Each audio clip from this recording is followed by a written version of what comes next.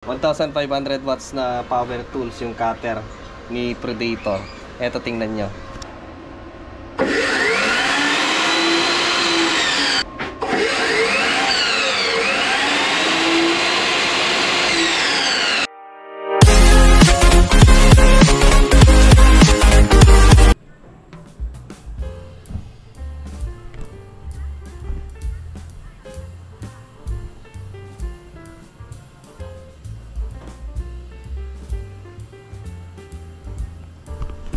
Yep guys, good morning. Eto, tutuloy na natin yung project natin na solar panel.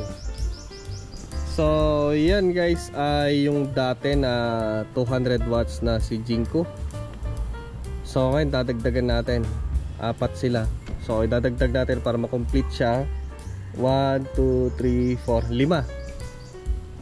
5. Same brand, same size. Maganda pala pag ganun, hindi siya mekos-mekos. At ito naman yung dati. So hindi na natin idadagdag dyan kasi nga ayaw ko yung pangit pala itsura yung mekos-mekos. So gagamitin ko na lang itong malaki, yung 200 watts sa DC pump. Malakas naman yung araw, tag-init na. So sayang din. Malakas yan, kaya niyang i-drive yung 180 watts na DC pump kahit na nakalagay sa poso. Yung 100 ay pang charge na lang ng mga power station. Ano, naiwan ko pala yung kwan kahapon. Ito yung dadagdag natin. Tapos gagamit na rin tayo ng legit na wire na pang solar. Okay. So dito ay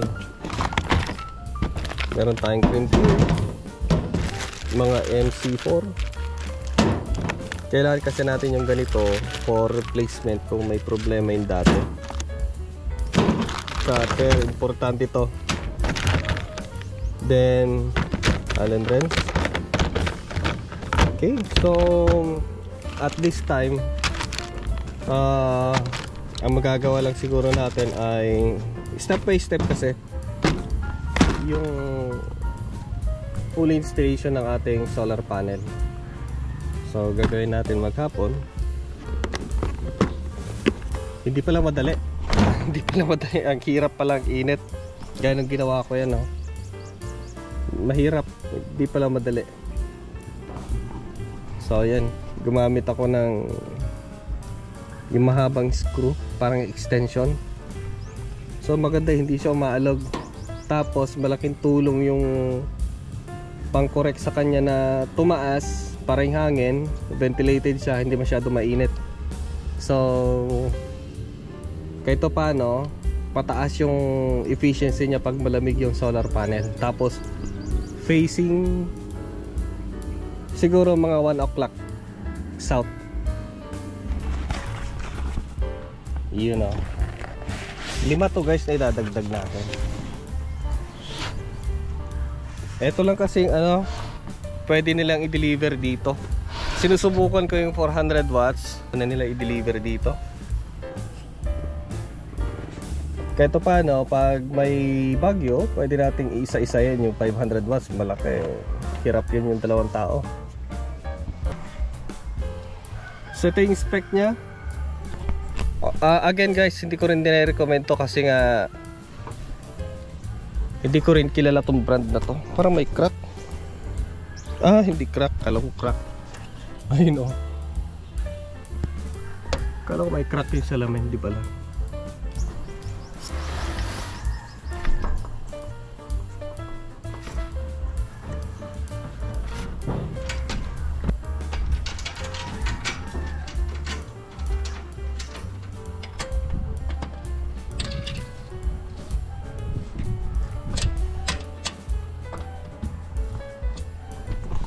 Mahirap palang magsasolar. Ang init.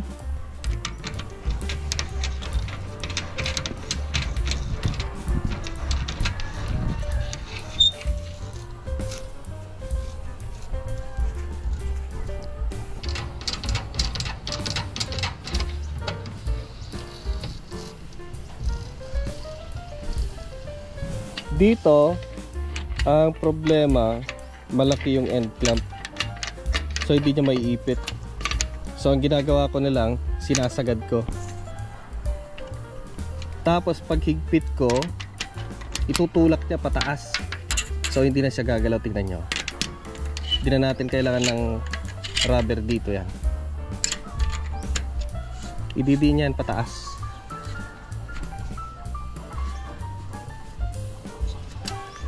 Yun o, nakaipit na siya. Lahat yan pati dito. Ganon din dito.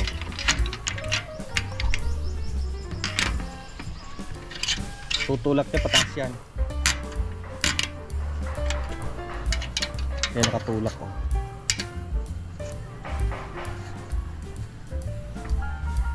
Okay, higpit na.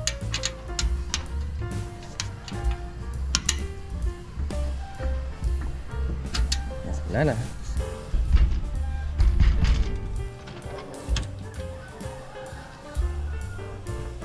Yeah. Sakto lang. Eh, hindi mapipiga masyado yung ano, salamin. Okay. Buti na kisama yung panahon. Kumulimlim. Kahapon grabe. Trick na trick yung araw.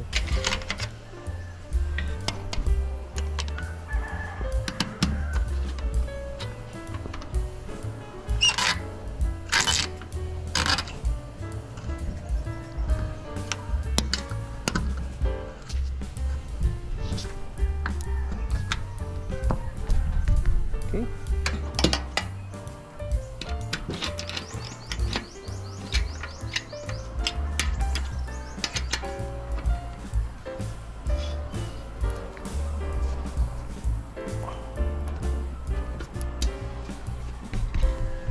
Sa tibay ng frame, matibay din siya guys. T4 yung ginamit ko eh. Tapos ito ay uno. Tapos nakahang pa siya oh. Nakahang. So hindi siya nakalapat dito. Pag nilapat kasi natin dito, masusugat. Tapos in the future kakalawangin kasi sinasayaran ng tubig. So ngayon hindi. Stainless din tong ano guys, tong rod.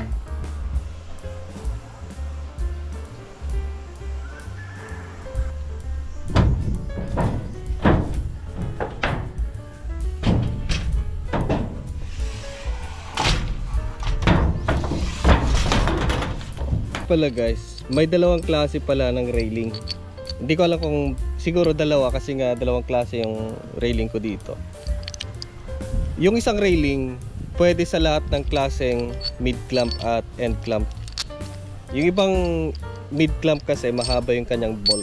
Yun ang mahaba. Yung isa maikse. Okay? Pero sa pagkaalam ko, yung mid clamp lahat ng tornilyo niya ay mahaba. Pinutol ko na kasi kaya merong maliit ang tornilyo. Ganito kasi guys. Hindi dito ang ano, problema kasi sa railing ang problema. So yung railing na isa dito na dumating na bago, mababaw. Eto. So kung ilalagay natin yung mahaba, tutukod. Ayan, tutukod.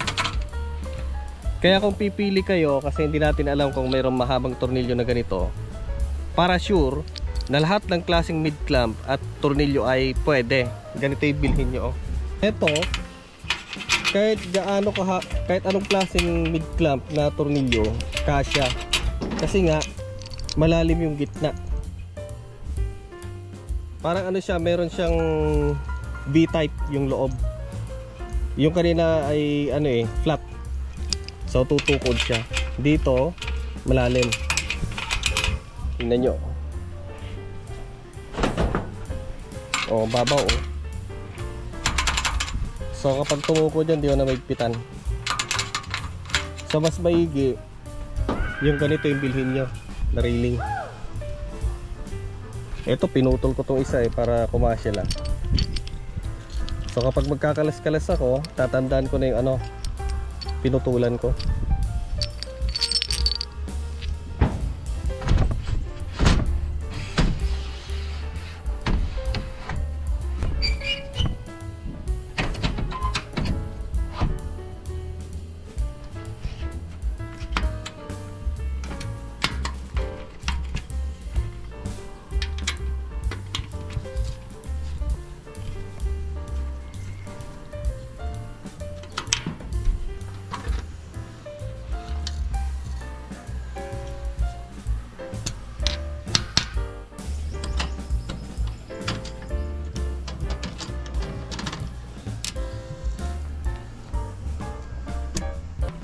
para kapit na kapit.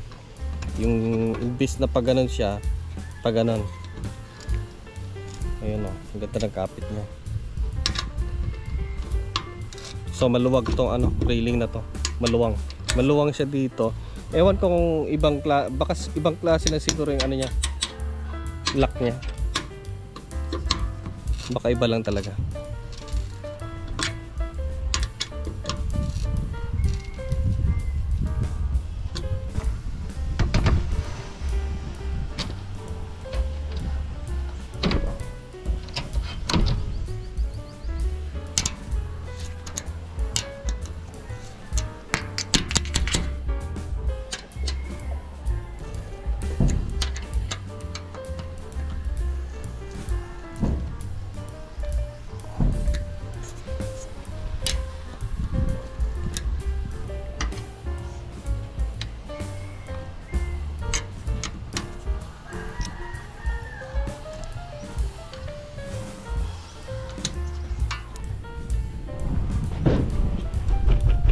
Check natin kung may maluwag. Ayos. So ayan guys, tapos na. Malaki din pala.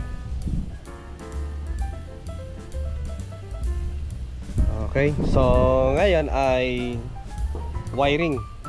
Ang connection natin ay series lahat. Kasi kailangan nating abutin yung voltage na requirement ni DEYE. Ayos, nandito tayo sa ilalim ng mga solar. Yun o.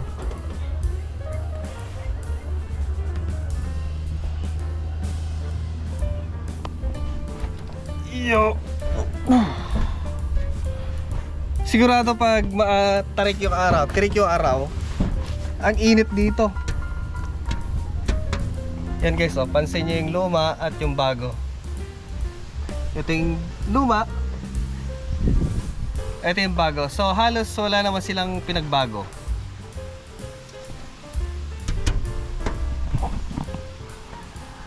Ito kasi inabot na ng pipito. Maraming bagyo na rin.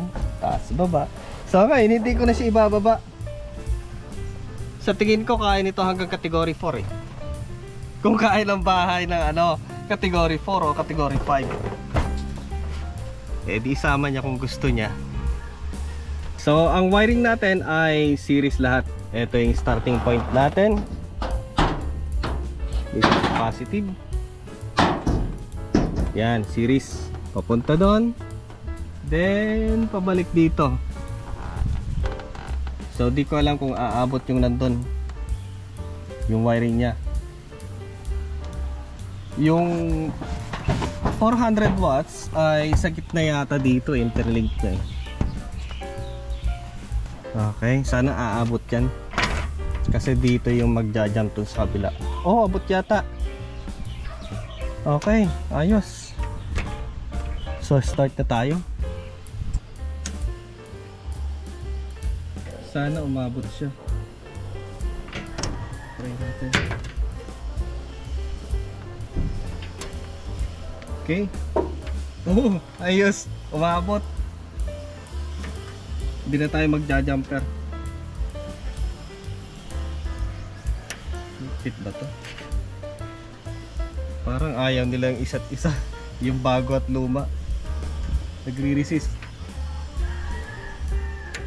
Ayan o. Negative and positive. Oh, sarap na ano nila yung ano, bago. Swak na swak.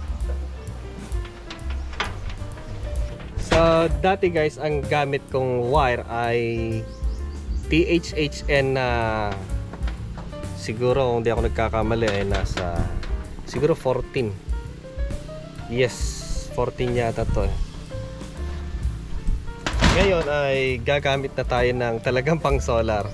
Ngayon nasa 6mm guys, 6mm para solid. Yeah, so ito yung negative at ito yung positive.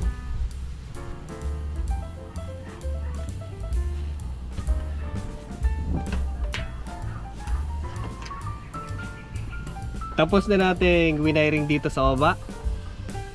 Again ay series connection lahat. Yan.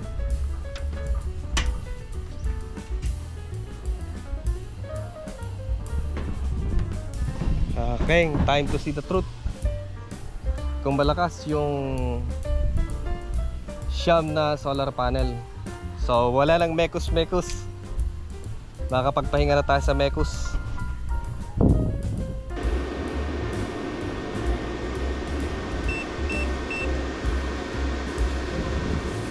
So, nasa 198. Medyo makulimlim kasi. Ayan. Pero tingnan natin after siguro a few days mag-update ako kung ilan yung pinaka maximum voltage niya pag trick na trick yung araw. 1500 watts na power tools yung cutter ni Predator. Eto, tingnan nyo.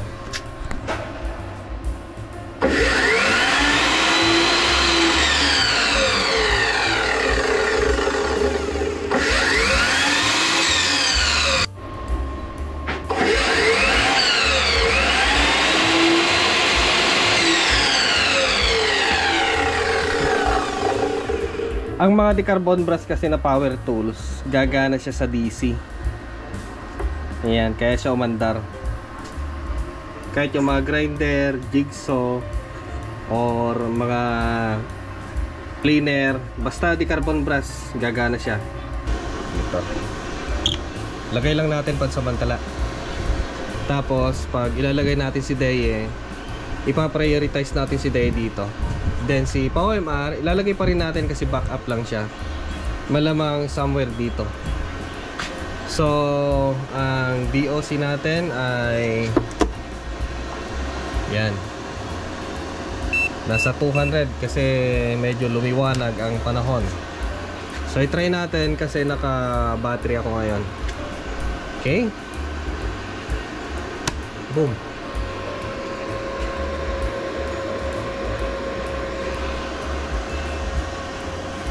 So, tingnan natin yung drop ng kanyang battery kung maganda ba. Tagal niyang tumunog. Ayan. Ayan. 196. Bababa pa yan kung malakas ang demand. Mataas. Ayan. 190. 189. So, ilang ampere ang nakukuha natin ngayon. Minsan kasi si POMR hindi accurate ang kanyang mga detail eh.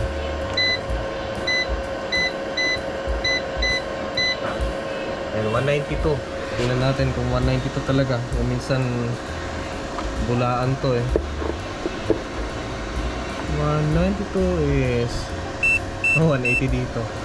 Ah, tama naman. 179, 186 dito. Okay. Bahala ka. Ayan, nasa 4 ampere ang ating current. Lakas. 800. Kaya 800 tayo kahit na ganyan kakulimlim oh. Ayos, ayos. Ayos na ayos. Naka 800 tayo kahit ganito kakulimlim oh. So malamang kung tirik na tirik yung araw. Ayan guys, oh, hindi siya kaanahan kasi nga makulimlim, maulap. Pero nakaka-harvest tayo ng 800 watts. Masaya na ako. 162. Basta wag siyang babagsak na hanggang 125, 123 gano'n. Basta wag siyang babagsak ng gano'n kasi nga sayang yung ganitong liwanag na wala kang ma-harvest. Kasi hanggang 125 lang yung starting voltage ng MPPT ni Deye. Ayun, mabot ng 900 na oh. My goodness. Masaya na ako guys. Yung ganyan. So kapag tirik na tirik yung araw, sigurado mahigit 1K ang kaya niya i-harvest. Ayos. So update ko na lang kayo guys sa susunod na video natin. Positive yung natin, positive yung naging result.